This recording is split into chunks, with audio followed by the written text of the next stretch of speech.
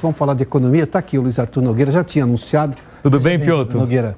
Tudo ótimo. Nogueira, vamos lá. Vou pegar essa questão das hidrelétricas. Está sobrando água, felizmente, isso é uma boa notícia, isso baixa a conta de luz.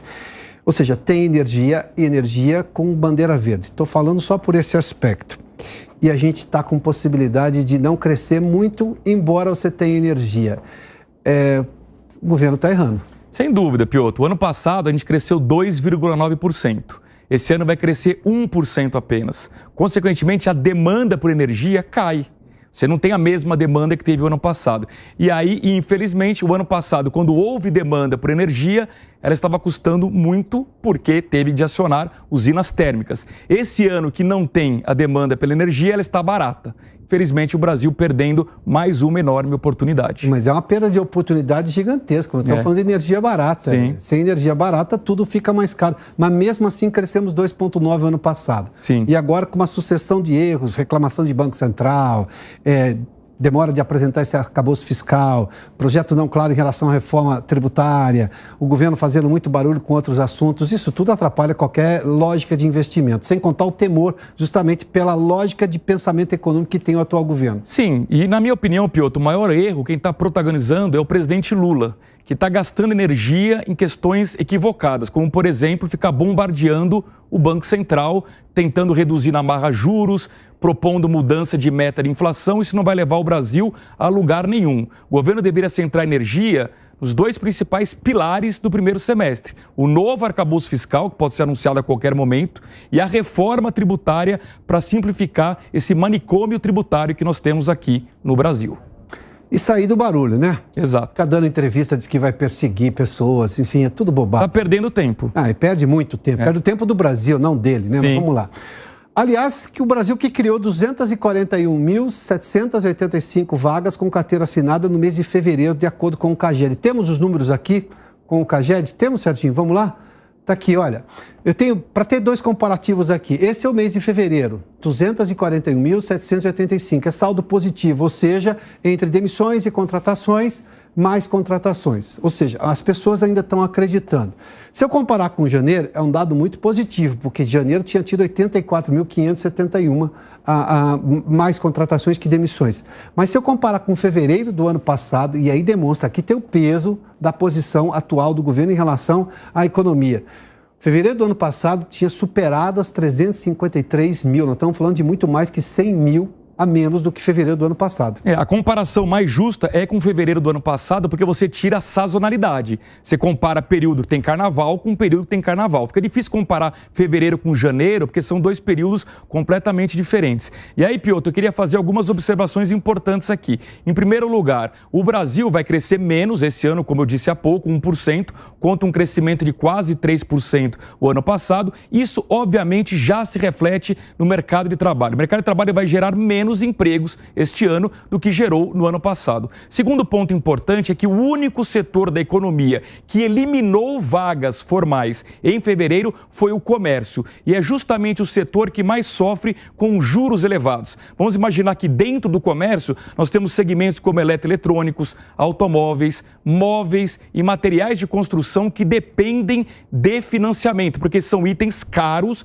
que as pessoas parcelam na hora de comprar. Com juros nas alturas, obviamente que as vendas caíram e os comerciantes estão demitindo os seus funcionários. Em resumo, Piotr, volto a dizer, não vai ser na marra que a gente vai reduzir taxa de juros, mas em algum momento, se o governo apresentar um bom arcabouço fiscal, melhorar as expectativas inflacionárias do mercado e possibilitar com que o Banco Central, que é um órgão autônomo e técnico, reduza juros, a gente vai poder no segundo semestre, quem sabe, melhorar a geração de empregos, inclusive no setor comercial. Até porque agora há o reforço do presidente do Senado, Rodrigo Pacheco, reclamando dos juros. Só que ontem a gente mostrou um estudo aqui, Nogueira, que era justamente que o Brasil foi o país que mais teve queda da inflação, em pontos percentuais. Liderava, inclusive, a mais que o dobro dos Estados Unidos. A Argentina, para você ter uma ideia, cresceu 50 pontos a inflação no ano passado. Só para ver a ideia de política econômica acertada e uma política econômica equivocada. E aí, esse argumento está sendo usado é por que os juros estão altos, sendo que o Brasil foi o país que mais fez cair a inflação. Só que essa inflação caiu, a maior parte justamente caiu no ano passado. E caiu porque você tinha um governo com uma política econômica diferente, mais aberto ao mercado, respeitava o teto de gastos, tinha um discurso favorável à autonomia do Banco Central, era aberto ao mercado, ou seja, tinha políticas para desburocratizar.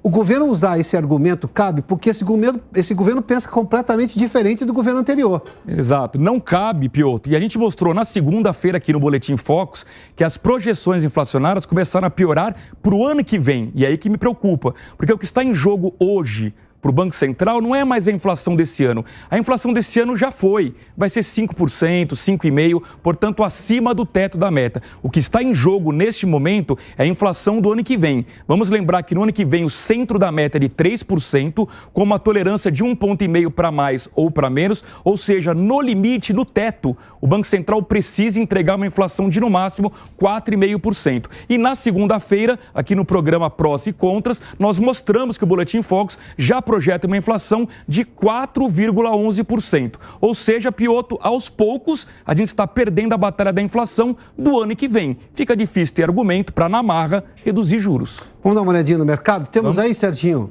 para a gente ver o mercado aqui, o Ibovespa, com uma queda hoje, na verdade, muito próximo da estabilidade, mas, enfim, o número, do ponto de vista objetivo, é negativo, né? 0,06, muito próximo da estabilidade, a 101.120 pontos. E o dólar, 5,14, com uma queda de pouco mais de 0,5%, 0,56. É curioso, Piotr, que quando a bolsa anda de lado, como a gente fala no mercado financeiro, é porque ela não sabe o que fazer. Os investidores estão perdidos, aguardando ansiosamente o arcabouço fiscal, que já pode ser apresentado ainda hoje na Câmara, amanhã no Senado, e a sociedade inteira quer saber: o Brasil vai ter ou não credibilidade nas contas públicas. Ou seja, tem que ser crível o que for apresentado. Além de ser apresentado, que está na hora, tem que ser uma ideia crível, é isso? Exato. Se o mercado desconfiar que a regra não é séria, que não será cumprida e que ela vai jogar o Brasil num abismo das contas públicas, a Bolsa amanhã vai despencar.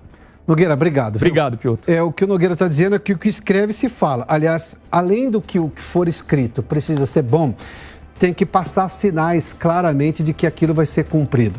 Não dá para brincar com contas públicas. A matemática é ditatorial, tá? Negativo é negativo, positivo é positivo. E a gente está colecionando números negativos nas contas públicas.